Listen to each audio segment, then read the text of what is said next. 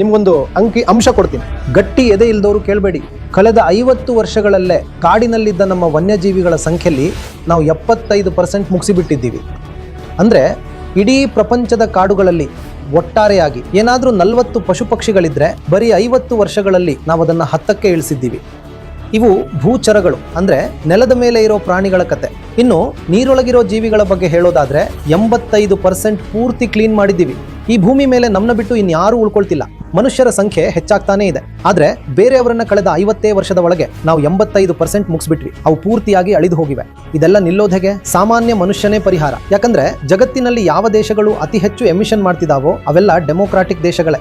G20 ಬಗ್ಗೆ ಗೊತ್ತಲ್ವಾ? ಇಡೀ ಪ್ರಪಂಚದ 80ರಿಂದ 90% ಕಾರ್ಬನ್ ಎಮಿಷನ್ಗೆ ಅವರೇ ಕಾರಣ. ಮತ್ತೆ G20 ಪೂರ್ತಿ ಡೆಮೋಕ್ರಾಟಿಕ್ ಇದೆ. ಅಧಿಕಾರ ಯಾರ ಕೈಲಿದೆ? ವಿಷಯ ಇರೋದು ನಿಮ್ಮ ಕೈಲೇ. ಆದ್ರೆ ನಿಮ್ಮನ್ನ ಮೂರ್ಖರನ್ನಾಗಿ ಮಾಡಲಾಗ್ತಿದೆ. ನಿಮ್ಮನ್ನ ಎಂತ ನಕಲಿ ವಿಷಯಗಳಲ್ಲಿ ಸಿಲುಕಿಸ್ತಿದ್ದಾರೆ ಅಂದ್ರೆ ನೀವು ಈ ವಿಷಯದ ಬಗ್ಗೆ ಮಾತಾಡಲೇಬಾರ್ದು ಅಂತ. ಗೀತೆ ಇವತ್ತು ಇರೋದು ನಿಮ್ಮನ್ನ ಸ್ವರ್ಗಕ್ಕೆ ಕಳಿಸೋಕೆ ಅಲ್ಲ. ಗೀತೆ ಇರೋದು ಬಹುಶಃ ಈ ಭೂಮಿನ ಉಳಿಸೋಕೆ. ಸ್ವರ್ಗ ಅದೆಲ್ಲ ಬಿಟ್ಬಿಡಿ, ಇವಾಗ ಈ ಭೂಮಿ ಉಳ್ಕೊಂಡ್ರೆ ಸಾಕು. ಅದೇ ಇವತ್ತು ದೊಡ್ಡ ವಿಷಯ.